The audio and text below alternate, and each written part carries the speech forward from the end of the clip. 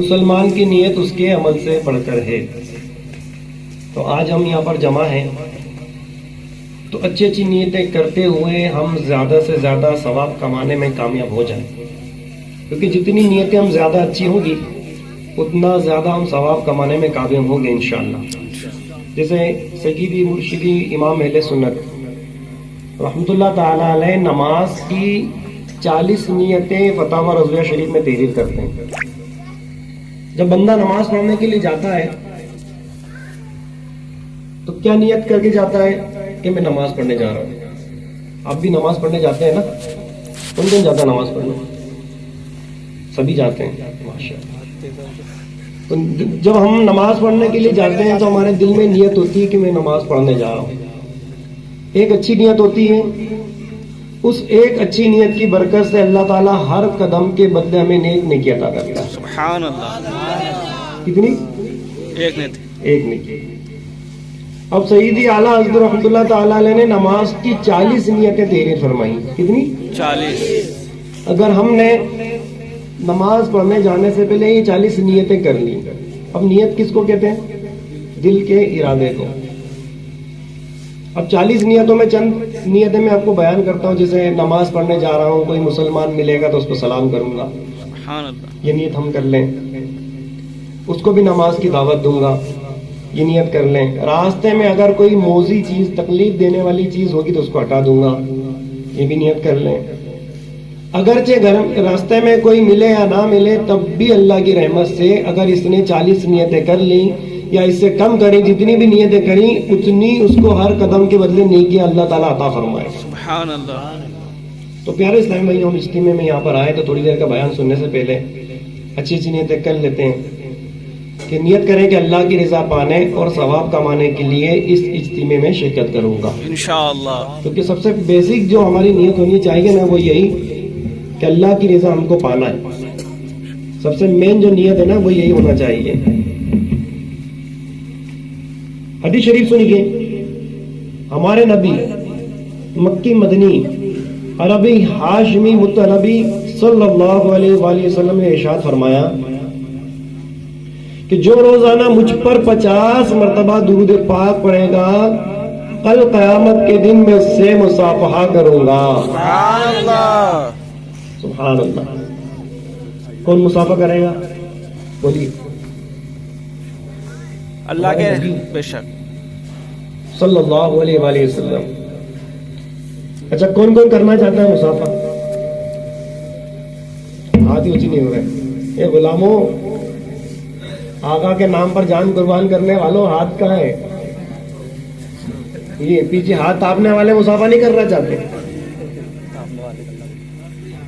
اوٹلے میں بیٹھے ہیں وہ لوگ، بول بول کے ہاتھ اٹھوانے پڑ رہا ہے۔ سنیے، پھر سے دوبارہ حدیث شریف سناتا ہوں میں۔ ہمارے نبی صلی اللہ علیہ وسلم نے فرمایا جو مجھ پر 50 مرتبہ درود پاک پڑھے گا، کتنی؟ صرف 50 مرتبہ۔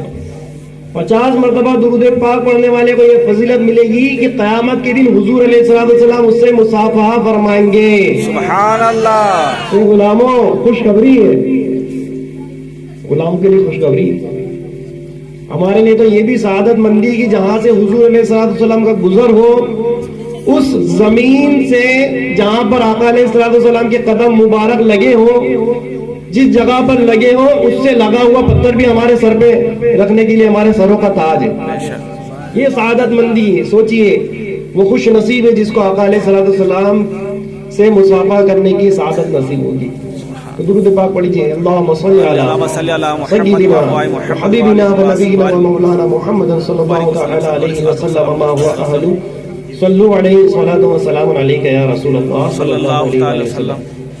تو پیارے اسلام بھائیوں، درود شریف پڑھنے کی بہت زیادہ برکت ہے، بلکہ درود شریف کی عادت بنانے والے کو قبر میں راحت نصیب ہوگی۔ سبحان اللہ۔ درود شریف کی عادت بنانے والے کو میدان محشر میں اللہ تعالیٰ اپنے عرش کا سایہ عطا فرمائے گا۔ سبحان اللہ۔ کیونکہ قیامت کے بارے میں آیا ہے کہ قیامت کے دن عرش الہی کے علاوہ کوئی اور سایہ نہ ہوگا۔ ہم یہاں پر بیٹھے ہوئے ہیں، ہمارے لیے گرمی میں درخت بھی سایہ بن جاتا ہے, بادل آ جاتے ہیں تو بھی سایہ بن جاتا ہے. تو ہر چیز جو آج دنیا میں اویلیبل ہے سائے کے لیے کچھ بھی باقی نہیں رہے گی, سب فنا کر دی جائے گی. لیکن سوچئے اس گرمی کے عالم میں بھی اللہ تعالیٰ نے اپنے بندوں کے لیے راحت کا سامان کیا ہوا ہے. تھوڑا سا اس کو بند کر دو یار بھائی. اللہ تعالیٰ نے ایسی گرمی کے دن میدان محشر میں قیامت کے دن بھی اپنے بندوں کے لیے راحت کا سامان کیا ہوا ہے. وہ یہ ہے کہ اللہ تعالیٰ کے عرش کا سایہ ہوگا. اس سائے میں 3 طرح کے لوگوں کو اللہ تعالیٰ وہ سایہ عطا فرمائے گا. عرض کی یا رسول اللہ صلی اللہ علیہ وآلہ وسلم وہ 3 چیزیں کون سا عمل ہے جس کا کرنے والے کو قیامت کے دن اللہ تعالیٰ اپنے عرش کے سائے میں رکھے گا؟ تو حضور علیہ الصلوۃ والسلام نے ارشاد فرمایا کہ پہلا میرے کسی امتی کی تکلیف کو دور کرنے والا. امتی کی دور کرنے والا. آج ہم حالت دیکھیں تو ہم تو امتی کو تکلیف دینے والے کام کرتے ہیں. ہمارے گھر میں شادی ہو, کوئی پروگرام ہو, موت میت کے بھی کام آ جائیں یا خوشی کے بھی کام آ جائیں تو معاذ اللہ رب العالمین, اللہ معاف کرے, ہم مسلمان کے گھر میں اگر خوشی کا موقع ہے تو خوشی میں کیا ہونا چاہیے؟ اللہ کا شکر ادا کرنا چاہیے. حدیث شریف میں آیا کہ جب بندہ اللہ تعالیٰ کی نعمت پر شکر ادا کرتا ہے اللہ تعالیٰ نعمتوں میں اضافہ فرماتا ہے. جب شادی کا مطلب ہی خوشی ہوتا ہے, تو خوشی کا موقع آتا ہے تو بندہ اس قدر زیادہ شیطانیت میں مبتلا ہو جاتا ہے کہ پڑوسیوں کا جینا حرام کر دیتا ہے, ڈی جے لگا کر بجاتا ہے. شام تو ہو گئی صاحب, رات دیر تک کے اس کو یہ ہوش نہیں رہتا کہ میرے پاس میں میرے پڑوس میں بھی لوگ رہتے ہیں, کوئی مریض ہو, کوئی بیمار ہو, کوئی بوڑھا ہو, کوئی بچہ ہو, اس کا خیال نہیں رکھتا. ہم تکلیف دیتے ہیں. اور اگر ہمارے گھر کے پاس اگر غیر مسلم ہو تو اس سے بدرجہ اولا ہمیں اس کی پریشانی کا خیال رکھنا چاہیے کہ اس کو کوئی پریشانی ہماری وجہ سے نہ پہنچے. تو پہلی چیز کہ میرے امتی کی پریشانی دور کرنے والا, اس کو کیا ملے گا قیامت کے دن؟ اللہ تعالیٰ کے عرش کا سایہ. دوسری چیز فرمایا کہ میری سنتیں زندہ کرنے والا. سبحان اللہ, بات سمجھ میں نہیں آئی. دوسری چیز کیا ہے؟ میری سنتیں زندہ کرنے والا. اب ہمارے حالات تو ایسے ہیں کہ ہم جان بوجھ کے آقا علیہ الصلوۃ والسلام کی سنتوں کو مٹا رہے ہیں. کیسے؟ صاحب شیونگ بڑھ گئی ہے, اس کو میں صاف کروا کے آتا ہوں. داڑھی کٹوائی, حضور کی پیاری سنت کو کٹوا کر گندی نالی میں بہا دیا. بہاتے ہیں کہ نہیں؟ مسلمان نہیں کرتے ہیں کیا؟ اور سنت زندہ کرنے والے کو قیامت کے دن عرش الہی کے نیچے سایہ ملے گا. لیکن مسلمان سنتوں کو مٹا رہا ہے. صرف داڑھی سنت نہیں, بہت ساری چیزیں سنت ہے. اگر سنتیں بیان کریں تو جس موضوع پر مجھے بیان کرنا ہے وہ ایک طرف ہو جائے گا. تو ہم سنتوں کو مٹانے والے نہیں بلکہ سنتوں کو اپنانے اور سنتوں کو زندہ کرنے والے بنے انشاءاللہ. تیسری چیز بیان کی حضور علیہ الصلوۃ والسلام نے کہ مجھ پر کثرت سے درود شریف پڑھنے والا. سبحان اللہ. مل کر درود پاک پڑھ لیجیے. اللہم صلی اللہ علیہ سیدنا محمد صلی اللہ علیہ وسلم. اب پیارے اسلام میں کثرت سے درود شریف پڑھنے کا ذکر اس حدیث شریف میں کیا گیا. اب کثرت سے کتنی بار پڑھیں, دن بھر میں کتنی بار ہونا چاہیے کہ کثرت سے درود شریف پڑھنے والوں میں شمار کر لیا جائے؟ تو علماء بیان کرتے ہیں کہ 313 مرتبہ اگر کوئی شخص روزانہ درود شریف پڑھنے میں کامیاب ہو جائے تو اس کا شمار کثرت سے درود شریف پڑھنے والوں میں کر لیا جائے گا. کتنی مرتبہ؟ 313. اب کون چاہتا ہے کہ مجھے قیامت کے دن جبکہ زمین تابع کی ہو, سورج 1.25 میل قریب ہو دنیا سے, آج سورج کی فیڈ ہماری طرف ہے, اس کا چہرہ یعنی اس کی حقیقی جو آگ ہے وہ ہماری طرف ہوگی, صرف 1.25 میل دور ہوگا. تانبے کی دیکھتی ہوئی زمین ہوگی. اہل محشر کے بارے میں روایت میں آیا ہے کہ اہل محشر کوئی ٹکنے تک, کوئی گھٹنوں تک, تو کوئی کمر تک, تو کوئی کانوں کی لو تک, تو کوئی اپنے ہی پسینے میں ڈبکیاں لگا رہا ہوگا. کوئی سایہ نہ ہوگا. اور ایک دن ہمارے جیسے دن نہیں ہوگا جو آج دن ہوتا ہے. کیسا دن ہوتا ہے آج صبح 7 بجے صبح ہو جاتی ہے, 8 بجے رات ہو جاتی ہے. تو چند گھنٹوں کا دن نہیں ہوگا, 50,000 سالہ دن ہوگا. کتنے؟ 50,000 سال. اتنا بڑا دن ہوگا. اب اتنا بڑا دن, 100 سال کی زندگی میں تو بچہ پیدا ہو کے بوڑھا ہو کے قبر میں چلا جاتا ہے. تو 100 سال جیتا کون ہے؟ 60 سال میں تو انسان کی زندگی کمپلیٹ ہو جاتی ہے. تو اتنا لمبا دن ہوگا, اور آدھا دن تو صرف لوگوں کو تڑپتے تڑپتے پریشان ہونے میں نکل جائے گا. تو اس کے بعد کی الگ تفصیل ہے کہ لوگ مشورہ کریں گے, پھر ان کے پاس جائیں گے, ان کے پاس جائیں گے, ایسا ایسا ایسا ایسا ہوگا. تو خیر وہ چیز مجھے بیان نہیں کرنا. میں صرف یہ بیان کرنا چاہ رہا ہوں کہ ایسی پریشان کن عالم میں, ایسے پریشان کن دن میں, قیامت کے دن میں انسان اتنے پریشانی میں ہوں گے. اور اس وقت میرے رب کی رحمت ان لوگوں پر برسے گی, ان لوگوں کو اللہ تعالی اپنے اذن سے اپنے نبی علیہ الصلوۃ والسلام کے صدقے میں میدان محشر میں عرش کا سایہ عطا کرے گا. ان میں 3 یہ اشخاص ہوں گے. تو کون کون چاہتا ہے کہ ایسی پریشانی کے عالم میں مجھے بھی عرش کا سایہ نصیب ہو جائے؟ چاہتے ہیں نا آپ لوگ؟ سبھی چاہتے ہیں؟ نہیں چاہتے ہیں؟ ٹھنڈ لگتی تو ٹوپے کا سہارا ہمیں چاہیے. ٹوپا پہن لو, شال اوڑھ لو, رضائی اوڑھ لو. یاد رکھیے جہنم میں ایک ٹھنڈ کا عذاب بھی ہے. کیا ہے؟ ٹھنڈ کا بھی عذاب اللہ تعالیٰ نے تیار کیا ہوا ہے اللہ تعالیٰ کے نافرمانوں کے لیے. اللہ اکبر. اس ٹھنڈی وادی کا نام ہے زمہریر. کیا نام ہے؟ زمہریر. چلیں ایک چیز سیکھ لیتے ہیں, ٹھنڈ کے دن چل رہے ہیں تو اس وادی میں جب گناہگار کو ڈالا جائے گا تو اس پر ٹھنڈ کا عذاب ایسا ہوگا کہ وہ ٹھنڈ کے مارے جس طرح برف کی سلہ گرا دی جائے تو برف کا کیا ہوگا؟ ٹکڑا ٹکڑا ہو جائے گا. اس طرح انسان ٹھنڈ کی وجہ سے پھٹ جائے گا. ٹھنڈا بھی عذاب ہے, لیکن ہمیں ٹھنڈ لگتی تو ہم کیا کہتے ہیں؟ ارے بہت ٹھنڈ لگ رہی ہے. 4 لوگوں سے بولتے ہیں ٹھنڈ لگ رہی ہے, ٹھنڈ لگ رہی ہے. تو بھائی ٹھنڈ لگ رہی, ٹھنڈ لگ رہی بولنے سے کچھ نہیں بنے گا, بلکہ ہمارا دین سکھاتا ہے جب ٹھنڈ لگے تو کیا کہیں؟ لا الہ الا اللہ, لا الہ الا اللہ. یا اللہ بہت ٹھنڈ ہے, یا اللہ بہت ٹھنڈ ہے. تو جہنم کی زمہریر سے ہماری حفاظت فرما. جب بندہ یہ کہتا ہے لا الہ الا اللہ, یا اللہ بہت ٹھنڈ ہے, تو جہنم کی زمہریر سے ہماری حفاظت فرما. تو اللہ تعالیٰ اپنے فرشتوں سے ارشاد فرماتا ہے, فرشتوں تم گواہ رہو میں نے اس میرے بندے کو جہنم کی زمہریر سے محفوظ فرما دیا. سبحان اللہ. اسی طرح گرمی, جب گرمی زیادہ ہو تب بھی یہ کہ لا الہ الا اللہ, یا اللہ بہت گرمی ہے تو جہنم کی آگ سے ہماری حفاظت فرما. تو اسی طرح رب کریم اپنے فرشتوں کو گواہ کر کے فرماتا ہے, فرشتوں گواہ ہو جاؤ میں نے اپنے اس بندے کو جہنم کی آگ سے محفوظ فرما دی. سبحان اللہ. لیکن ہم فالتو باتیں کرتے ہیں, بہت گرمی تو بہت گرمی. تو بھائی بہت گرمی بولنے سے گرمی ختم تو ہونے والی نہیں. بہت ٹھنڈ ہے تو ٹھنڈ ہے, ٹھنڈ بولنے سے ٹھنڈ ختم ہونے والی نہیں. تو ہم ان چیزوں کو سیکھیں. ہمارا دین مکمل ہے, دین اسلام یہ مکمل دین ہے.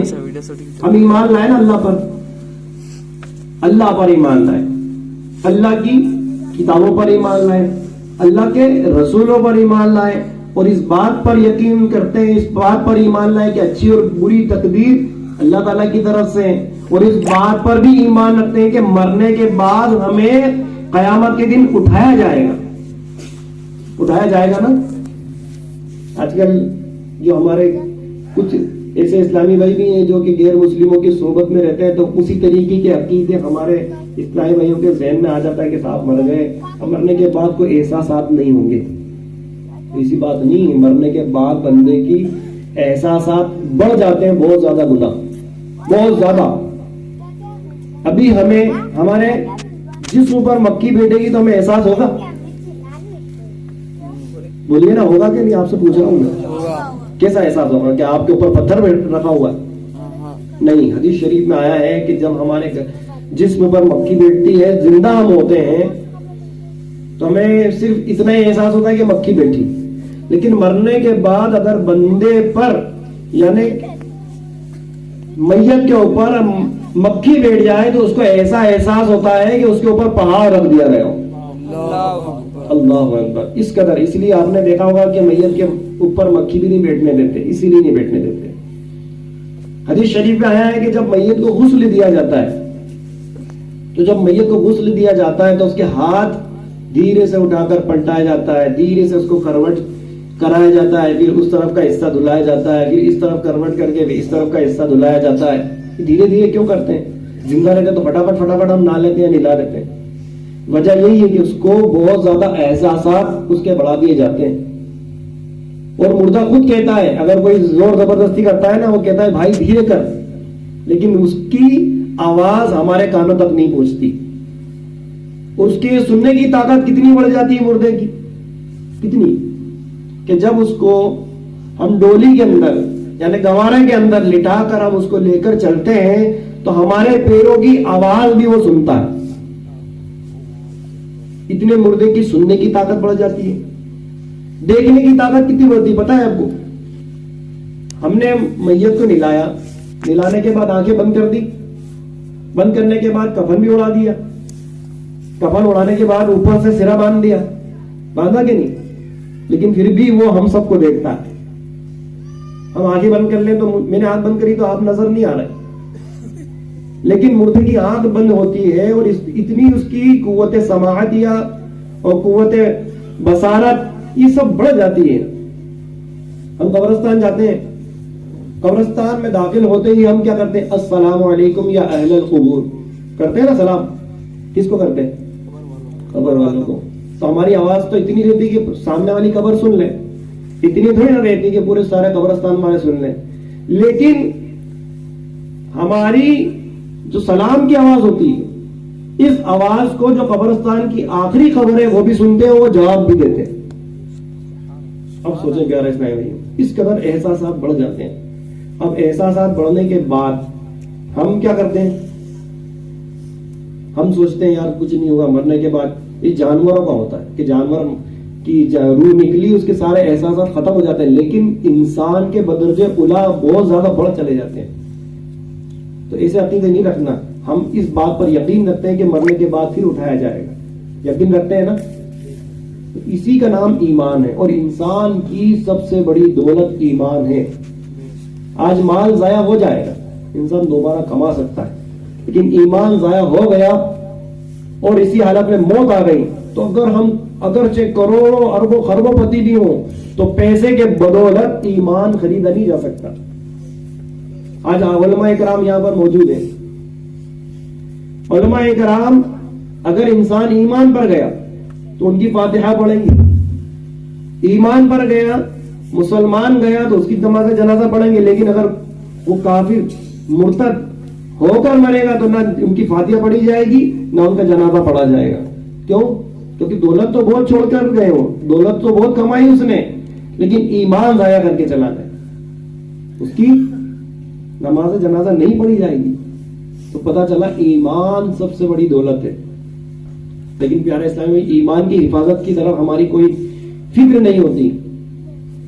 اعلیٰ حضرت رحمۃ اللہ تعالی علیہ فرماتے ہیں, کیا فرماتے ہیں کہ انسان پر شیطان جو زندگی بھر محنت کرتا ہے, کیا محنت کرتا ہے؟ دیکھا نا اپنے بھائی کو بھائی سے لڑا دیتا ہے, فجر میں نماز پڑھنا چاہتا ہے مسلمان لیکن اس کو سلا دیتا ہے, رات بھر جگاتا ہے, جیسی نماز فجر کا وقت آتا ہے غریب اس کو اس کے پیر دبانے لگ جاتا ہے, وہ بڑا لیزی ہو جاتا ہے اور سو جاتا ہے. فجر کی نماز جیسے ٹائم ختم ہوا پھر نیند کھلتی ہے اور صاحب نماز پڑھنا تھی مجھے, وہ ٹائم سورج نکل گیا, ٹائم ختم ہو گیا.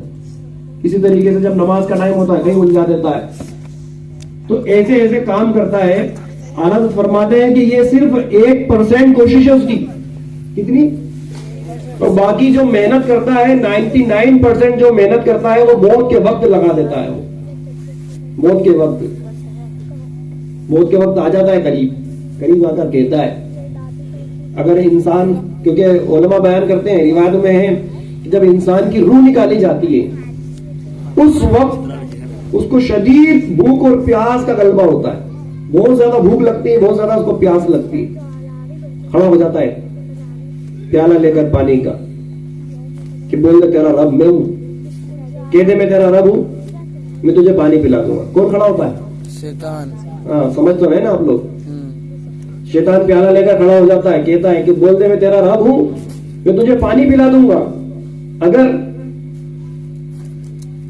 वो कह देता है माज़अल्लाह रब्बिल आलमीन की तो मेरा रब है, पानी पिला दे, क्योंकि इंसान बहुत ज्यादा शिद्दत प्यास, शिद्दत भूख में होता है। अगर कह देता है तो उसका ईमान, उसकी नमाजें, उसके रोजे, उसकी ज़कात, उसकी सारी नेकियां कारत होती हैं और उसका खात्मा कुफ्र पर हो जाता है। उसकी रूह इसी हालत में कब्ज कर ली जाती है कि अल्लाह ताला की वहदानियत का इनकार करके वो शैतान को खुदा बोल बैठा होता है। अगर नहीं मानता तो माँ का रूप धार कर आ जाता है। प्यारे इस्लामी भाइयों, माँ का रूप लेता है और कहता है बेटा तेरी माँ, मैं तेरी माँ हूँ। हम तो मुसलमान मर के माज़अल्लाह फंस गए हैं, मरने के बाद तो यहूद और नसारा बड़े चैन से, तू तो है ना नसरानी बन जा, यहूदी बन जा, ऐसा बन जा, वैसा बन जा, मुसलमान मर के मत मरना। माँ नहीं तो बाप का रूप लेकर आता है। जो सबसे ज्यादा उसकी दुनिया में अजीज होते हैं, मोहब्बत करने वाले होते हैं, उनके रूप ले लेकर आता है। तो इस तरीके से शैतान इंसान के ईमान को सल्ब करने की कोशिश करता है। तो प्यारे इस्लामी भाइयों, हकीकत में ईमान बचाकर जो चला जाता है ना, हकीकत में ईमान बचाकर जो दुनिया से चला गया वही हकीकत में मुसलमान है। अमीर अहले सुन्नत से सवाल किया गया है कि मुसलमान कौन है? वो कहता हम मुसलमान, वो कहते मैं मुसलमान, ये मुसलमान, वो मुसलमान। आपने जवाब इरशाद फरमाया जो कब्र के अंदर मुसलमान है हकीकत में वो मुसलमान। तो मुसलमान होना आसान है, मुसलमान मरना मुश्किल है। और मुसलमान मरना, इंसान यूं तो नेक नजर आता है। एक इबरत अंगेज आपको हिकायत सुनाता हूं कि हजरत अब्दुल्ला मुअज्जिन रहमतुल्लाह ताला अलैह ये फरमाते हैं मैं तवाफ खाना काबा में मैं मशगूल था, इतने में एक शख्स को देखा कि वो अल्लाह ताला के मुकद्दस काबे मुअज़्ज़मा के गिलाफ को पकड़कर एक ही दुआ कर रहा है। क्या दुआ? एक ही दुआ कर रहा है कि या अल्लाह जब मैं दुनिया से जाऊं तो ईमान के साथ जाऊं। वो रोए जा रहा है, एक ही दुआ कर रहा है, या अल्लाह मैं दुनिया से जाऊं तो ईमान के साथ जाऊं, मैं दुनिया से जाऊं तो ईमान के साथ जाऊं। आप फरमाते हैं कि मैं तवाफ को मुकम्मल करके उसके पास हाजिर हुआ, कहा कि भाई आप इसके अलावा भी कुछ दुआ कीजिए। तो कहा कि मैं सिर्फ अपने बुरे खात्मे के खौफ से खौफ ज़दा हूं, कैसा ना हो कि मेरा खात्मा भी बुरा हो जाए। उन्होंने कहा कि तुम अपना वाकया बयान करो। बोले मेरे दो भाई थे, एक ने अल्लाह ताला की रजा के लिए फी सबीलिल्लाह 40 साल तक के मस्जिद में अजानें दी। क्या करा? तवज्जो फरमाइए, थोड़ी देर में बयान खत्म कर देंगे। क्या करा? अल्लाह की रजा के लिए फी सबीलिल्लाह बगैर उजरत के 40 साल तक मस्जिद में अजानें दी। लेकिन जब उसकी मौत का वक्त आया, उसने कहा कुरान पाक लाओ। हमने उसको कुरान पाक ले जाके दिया कि ताकि इससे बरकतें हासिल करेगा, मौत का वक्त है। उसने कहा कि तुम सब गवाह रहो, मैं कुरान के सारे एहकाम से, सारे एहकामात से मैं बेजारी जाहिर करता हूं। अल्लाहु अकबर, मतलब कुरान पाक में से मैं ईमान अपना खत्म करता हूं। उसने ये कह दिया और ये कहते हुए ही वो उसकी रूह निकाल ली गई और वो कुफ्र पर मर गया। फिर कहते हैं कि मेरा उससे छोटा एक भाई और था, उसने 20 साल तक मस्जिद में फी सबीलिल्लाह अजानें दी। अजान देना कोई मामूली इबादत नहीं है, याद रखिएगा। रिवायत में आया है कि अजान देने वाला इमाम से पहले जन्नत में जाएगा। अल्लाह की रजा के लिए अजान देने वाले को कब्र में कीड़े नहीं पड़ेंगे। अल्लाह की रजा के लिए अजान देने वाले को नज़ा यानी मौत के आलम में तकलीफ नहीं होगी, बस ऐसा लगेगा कि रूह में से सुई निकाल ली गई। इस तरह से उसकी आसानी से रूह निकाल ली जाएगी। बहुत फजीलत वाला काम है। मेरे नबी ने फरमाया, ए बिलाल, अजान देने वाला इमाम से पहले जन्नत में जाएगा। हजरत बिलाल अर्ज करते हैं, या रसूल अल्लाह अपने कलीमात वापस ले लीजिए कि मैं आपका मुअज्जिन, आप हमारे इमाम। आपने कहा इमाम से पहले मुअज्जिन जन्नत में जाएगा, तो या रसूल अल्लाह लोग मैदान महशर में अहले महशर देखेंगे कि गुलाम पहले और आका बाद में, तो ये तो कैसे मुमकिन है? आका ने फरमाया, आप बिलाल तुम फिक्र मत करो, जिस ऊंट पर बैठकर मैं जन्नत में जाऊंगा उस ऊंट की रस्सी लेकर तुम आगे आगे जन्नत में जाओ। सुभान अल्लाह। तो अजान देना ये कोई मामूली इबादत नहीं है। तो मैं अर्ज कर रहा था कि दूसरे भाई के बारे में उन्होंने बताया دوسرے بھائی کی جب موت کا وقت آیا تو اس نے بھی لوگوں کو جمع کیا، گھر والوں کو، اور کہا کہ میں اللہ تعالیٰ کی وحدانیت کا انکار کرتا ہوں، اور اسی حالت پہ اس کا بھی خاتمہ ہو گیا۔ اب میں ڈرتا ہوں کہ میں ایسا نہ ہو کہ میرا خاتمہ بھی برا ہو جائے۔ وہ بھی برے خاتمے کے خوف سے خوف زدہ تھے، رو رہے تھے۔ اب پیارے اسلام میں ہوا کیا؟ حضرت عبداللہ محسن رحمۃ اللہ تعالی نے پوچھا کہ تم یہ تو بتاؤ کہ تمہارے بھائی ایسے کون سے گناہ میں مبتلا تھے کہ جس کی وجہ سے ان کا خاتمہ برا ہوا؟ وہ کہنے لگے، انہوں نے جواب دیا کہ معاذ اللہ میرے دونوں بھائی غیر محرم عورتوں اور امردوں سے دوست کیا کرتے تھے۔ اللہ اکبر۔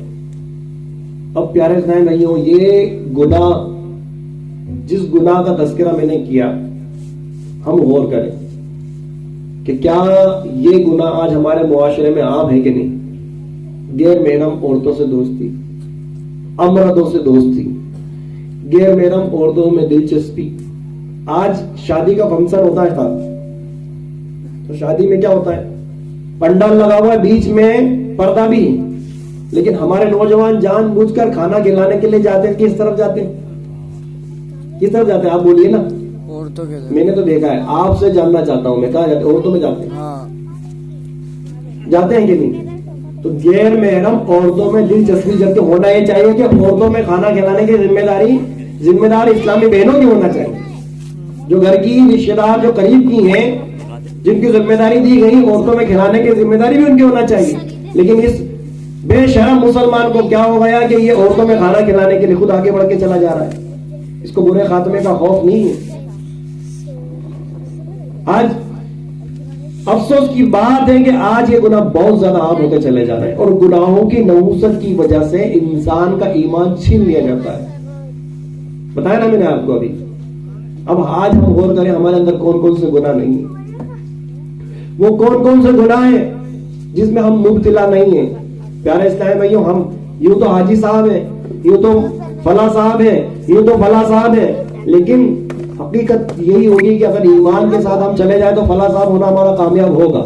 ورنہ اگر یوں تو بڑے بڑے القابات ہمارے سامنے لگے ہوئے ہیں، ہمارے ساتھ میں لگے ہوئے نام کے، اگر موت اللہ نہ کرے، موت کے وقت ایمان چھین لیا گیا تو ہمارا کیا بنے گا؟ تو حقیقت میں ہماری سب سے بڑی دولت ایمان ہے، ایمان ہے۔ ایمان کو بچانے کے لیے گناہوں کی نحوست سے دور بھاگے، کیونکہ رب کریم نے ارشاد فرما دیا سورہ یاسین شریف میں، الیوم نختم علی افواہہم وتکلمنا ایدیہم وتشہد ارجلہم بما کانوا یکسبون۔ اور قیامت کا دن ایسا ہوگا، وتکلمنا ایدیہم، تمہارے ہاتھ بات کریں گے، وتشہد ارجلہم بما کانوا یکسبون، اور تمہارے پیر گواہی دیں گے کہ ان پیروں سے تم کس طرف چلے ہو۔ ہاتھ یہ گواہی دیں گے کہ ہاتھ ہمارے کنٹرول میں ہے نا، یہ میرا ہاتھ، میں چاہوں تو اس کو بھی پکڑوں، چاہوں تو چھوڑ دوں، ابھی میرے کنٹرول میں ہے، لیکن قیامت کے دن میرے کنٹرول سے باہر ہو جائیں گے۔ یہ میری انگلیاں جو موبائل پر چلتی ہیں، آج میں جو چاہ رہا ہوں یہ انگلیاں کر رہی ہیں، لیکن قیامت کے دن یہ انگلیاں ان سے بیزار ہو جائیں گی، کہیں گی کہ مولا اس شخص نے اس کا استعمال ان کاموں میں کرا۔ آج ہم سوچتے ہیں صاحب ادھر کوئی دیکھنے والا تو نہیں، ادھر دیکھنے والا تو نہیں، سامنے اگر کوئی بیٹا بھی ہو تو آواز بند کر کے ہینڈری لگائی موبائل میں، اور جو چاہے وہ دیکھ رہے ہیں، جو چاہے وہ سن رہے ہیں۔ سامنے والے کو نظر نہیں آئے گا کہ ہم کیا گناہ کر رہے ہیں۔ چھپ کے لوگوں سے کیے جس کے گناہ، وہ خبردار ہے کیا ہونا ہے۔ اللہ اکبر۔ پیارے اسلامی بھائیوں، حقیقت میں ہم لوگوں سے چھپ جائیں، ہم اپنے آپ کو ایک کمرے میں بند کر لیں، تب بھی گناہ کریں گے، لیکن دیکھنے والی ذات اللہ کی، اللہ ہمیں ہمیشہ دیکھ رہا ہے۔ تو حقیقت یہی دیکھیں، زندگی کا کوئی بھروسہ نہیں، زندگی کا کوئی ٹھکانہ نہیں۔ ہمیں ان کاموں کو چھوڑ دینا چاہیے جو ہماری قبر و آخرت کو برباد کرنے والے ہیں، ان کاموں کو اختیار کریں جو رب کریم عز و جل کے قرب کا ذریعہ بنے، اللہ تعالیٰ کی رضا کا سبب بنے۔ تو پیارے محترم اسلامی بھائیوں، آج ماشاءاللہ ہم نے ہمارے اسلامی بھائی کے والد صاحب کے ایصال ثواب کے لیے یہ ذکر کی، فکر کی محفل سجائی ہے، اور یہ محفل جیسا کہ ہم نے علماء اکرام سے سنا کہ یہ بڑی فضیلت والی محفلیں ہوتی ہیں. یہ فضیلت کا بھی ثواب، اس محفل کو سجانے کا بھی ثواب بھی مرحوم کو پہنچانا ہے، کیونکہ ایصال ثواب حق ہے. ہمارے نبی علیہ الصلوۃ والسلام نے ارشاد فرمایا کہ انسان مر جاتا ہے لیکن اس کے 3 اعمال کا سلسلہ منقطع نہیں ہوتا. ایک علم جاریہ، دوسرا ثواب جاریہ، اور تیسرا نیک اولاد جو اس کے لیے استغفار کرتے رہے، یعنی ایصال ثواب کرتے رہے. تو ہم ہر چیز کا ایصال ثواب کر سکتے ہیں. ہم کھانا کھا رہے ہیں، نیت کر لیں کہ اس کھانے کا ثواب فلاں فلاں کو پہنچے گا بے شک. ہم قرآن پاک پڑھ رہے ہیں، ہم نیت کر لیں کہ اس کا پڑھنے کا ثواب فلاں کو پہنچے، بلکہ پوری امت کا ہم نیت کر لیں کہ پوری امت کی نیت سے ہم قرآن پاک کو پڑھیں. ہر حرف کے بدلے انشاءاللہ امت کے برابر نیکیاں ان کو بھی ملیں گی اور ہمیں بھی نصیب ہوں گی. جیسے مثال کے طور پہ ہم نے قرآن پاک پڑھا کتنا، اور 30 لوگوں کو ایصال ثواب کر دیا. کتنے؟ 30. اور قرآن پاک میں پارے 30 ہے. 30 اس لیے سمجھا رہا ہوں میں، 30 لوگوں کو. تو ایسا نہیں ہوگا کہ ایک پارے کا ثواب سب کو ملے گا، بلکہ اللہ کی رحمت بے پایا ہے. اگر ایک قرآن پاک کا ثواب ایصال ہم نے 30 لوگوں کو کر دیا تو سب کو پورے قرآن کا ثواب ملے گا. سبحان اللہ. کتنے ہو گئے؟ 30. پڑھا کتنا تھا؟ 1. تو 31 کا ثواب اس کے نامہ اعمال میں لکھ دیا جائے گا. سبحان اللہ. تو جب بھی نیکی کریں اس کو ایصال ثواب کر دیا کریں. 2 رکعت نماز پڑھیں، ہمارے پاس ابھی ہمارے نامہ عمل میں 2 رکعت کا ہی ثواب ہے، لیکن اسی کا ایصال ثواب ہم سب پوری امت کو کرتے ہیں، یعنی 1 کروڑ لوگوں کو کرتے ہیں. کتنے؟ 1 کروڑ لوگوں کو کرتے ہیں. تو اب 2 رکعت کا ثواب سب کو 2 رکعت کا ثواب ملے گا، ساتھ میں 1 کروڑ اور 2 اتنی رکعت کا ثواب ہمیں ملے گا. اور 1 کروڑ نہیں 2 کروڑ، کیونکہ 2 رکعت ہے نا، تو ایصال ثواب کرنے سے ثواب ختم نہیں ہوتا. ایصال ثواب کے بارے میں آئے تو ایک روایت سنا تو پھر انشاءاللہ بیان کو اختتام کی طرف لاتا ہوں کہ حضرت عیسیٰ علی نبینا علیہ الصلوۃ والسلام اپنے مصاحبوں کے ساتھ گزر رہے تھے، ایک قبر پر نظر پڑی. اب نبی، اللہ تعالیٰ نے نبی کیسے بنائے، نبیوں کو کیا اختیارات دیے، نبیوں کی سماعت بصارت کیسی ہوتی تھی، سننے کی طاقت، دیکھنے کی طاقت. عیسیٰ علیہ السلام نے اوپر ہی سے قبر کے اندر کے احوال ملاحظہ کر لی. قبر کے اندر کیا ہو رہا ہے، آپ نے دیکھا کہ قبر والے پہ سخت عذاب ہو رہا ہے. یہ دیکھتے ہوئے آپ آگے کی طرف گزر گئے. کچھ وقفے کے بعد آپ واپس دوبارہ اسی راستے سے آپ کا گزرنا ہوا. اب دیکھتے ہیں کہ اسی قبر میں جہاں پر پہلے عذاب ہو رہا تھا اب وہاں پر رب کی رحمتیں نازل ہو رہی ہیں. سبحان اللہ. کیا ہو رہی ہے؟ رب کی رحمتیں نازل ہو رہی ہیں. عرض کی اے مولا مجھے اس کا بھید بتایا جائے. رب کریم نے ارشاد فرمایا موسیٰ، اے عیسیٰ، جب یہ مرا سخت گناہگار تھا جس کی وجہ سے اس کی قبر میں عذاب ہو رہا تھا، لیکن مرا تو اس حالت میں مرا کہ اس کی بیوی امید سے تھی، اس کے وہاں بچہ پیدا ہوا، لڑکا اتنا بڑا ہوا، آج مکتب گیا قرآن پاک پڑھنے کے لیے. اس وقت جو ان کی کتاب تھی اس کتاب کا علم سیکھنے کے لیے آج مکتب گیا اور آج اس نے بسم اللہ الرحمن الرحیم پڑھی. ہمیں حیا ہے کہ جس کا بیٹا زمین کے اوپر رہ کر ہمیں رحمان اور رحیم کہہ رہا ہے، ہم رحمان اور رحیم ہو کر اس کے باپ کو قبر کے اندر زمین کے نیچے اس کا عذاب دیں. چنانچہ اللہ تعالیٰ نے اپنی رحمت سے اس کی قبر میں رحمتیں نازل فرما دی. تو پیارے اسلامی بھائی ایسے بھی پتا چلا کہ جب جو بیٹا جو اولاد اچھائی کرتی ہے تو اس کا صلہ قبر میں ملتا ہے، اور اولاد اگر برائی کرتی تو اس کا صلہ بھی قبر میں دیا جاتا ہے، کیونکہ اولاد بندے کے لیے ایصال ثواب اور ایصال عذاب کا ذریعہ بن جاتی ہے. تو ہمیں چاہیے کہ اپنے والدین کے لیے، کیونکہ روایت میں آئے کہ ہر جمعے کے دن انسان کے اعمال ان کے ماں باپ پہ پیش کیے جاتے ہیں، اور ہر امتی کے اعمال ہر جمعے کے دن رسول پاک صلی اللہ علیہ وسلم کی بارگاہ میں پیش کیے جاتے ہیں. اب ہم غور کریں کہ ہمارے اعمال کیسے پیش کیے جاتے ہیں، اچھے طریقے سے پیش کیے جاتے ہیں یا برے طریقے سے پیش کیے جاتے ہیں.